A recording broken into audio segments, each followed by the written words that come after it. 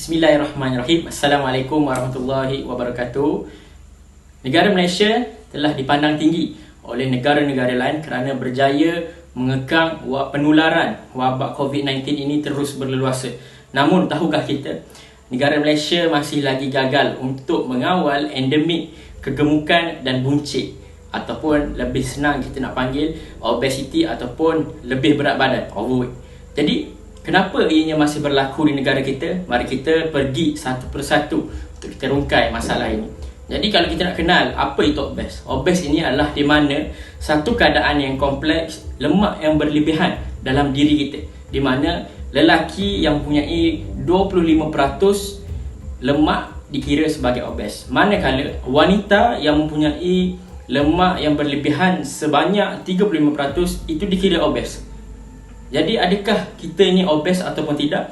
Jadi kita boleh mengukur kita punya nilai badan kita ini melalui body mass index. Jadi di mana 25.0 hingga 29.9 itu dikira sebagai overweight, manakala 30 ke atas itu dikira obes. Jadi anda semua boleh Google BMI anda, masukkan ketinggian dan berat anda, dan anda akan lihat sama ada anda kurang berat, normal, lebih berat ataupun obes. Jadi WHO telah mengklasifikasikan obes ini kepada beberapa bahagian peringkat kesihatan. Pra-obes di mana 23 hingga 27.4 ini dikira sebagai peningkatan ketara, risiko kesihatan meningkat ketara. Manakala obes peringkat pertama 27.5 hingga 34.9 ini risiko tinggi. Manakala obes peringkat yang kedua 35 hingga 39.9 risiko sangat tinggi, dan yang terakhir obes peringkat yang ketiga iaitu 40 ke atas risiko terlalu tinggi. Ianya 4 peringkat di mana WHO telah mengklasifikasikan. Tapi tahukah kita bahawa obes ini telah dikenal pasti dan telah disahkan oleh WHO ianya sebagai satu penyakit yang kronik di dunia. Jadi tahukah kita juga bahawa satu fakta yang menarik untuk kita tahu, negara Malaysia mempunyai rakyat yang teramai, mempunyai rakyat yang obes dan juga overweight. Negara Malaysia berada di ranking yang pertama di negara Asia, di mana 10.7 juta rakyat Malaysia itu obes dan overweight, di mana 4.22 juta rakyat Malaysia lebih berat badan dan obesiti, manakala 6.48 itu berat lebih berat badan.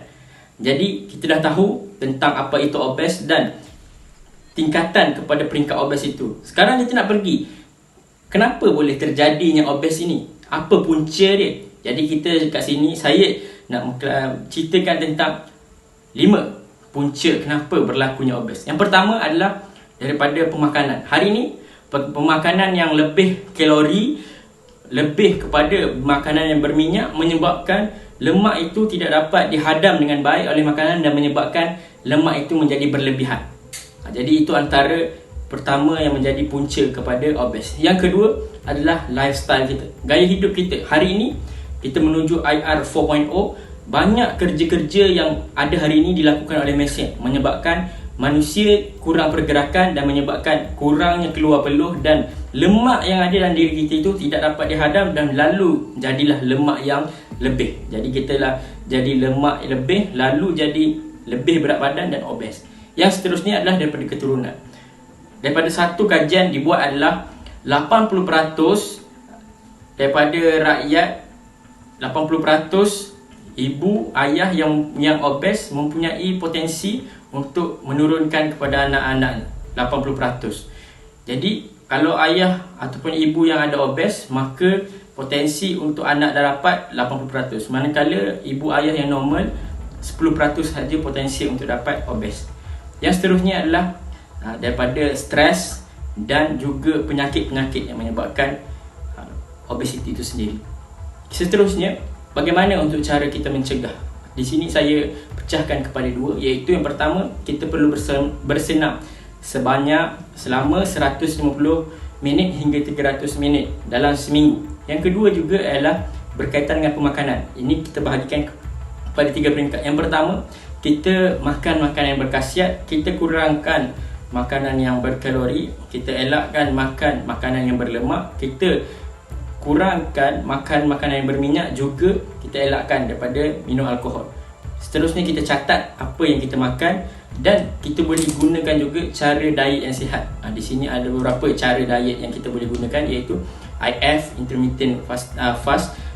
Yang kedua iaitu diet Atkins dan juga diet seimbang, diet nasi. Jadi kesimpulannya, marilah kita sama-sama mengamalkan gaya hidup yang sihat supaya kita dapat beramal ibadah kepada Allah dengan lebih baik. Seterusnya kita dapat mengurangkan diri kita ini menjadi berpenyakit. Bila mana diri kita ini berat yang lebih, juga obes, menyebabkan banyak penyakit-penyakit itu mudah datang kepada kita. Contoh dia penyakit 3 serangkai, kencing manis, darah tinggi dan juga jantung. Jadi marilah kita sama-sama berusaha untuk menghapuskan endemik kegemukan dan buncit di negara kita. Malaysia boleh.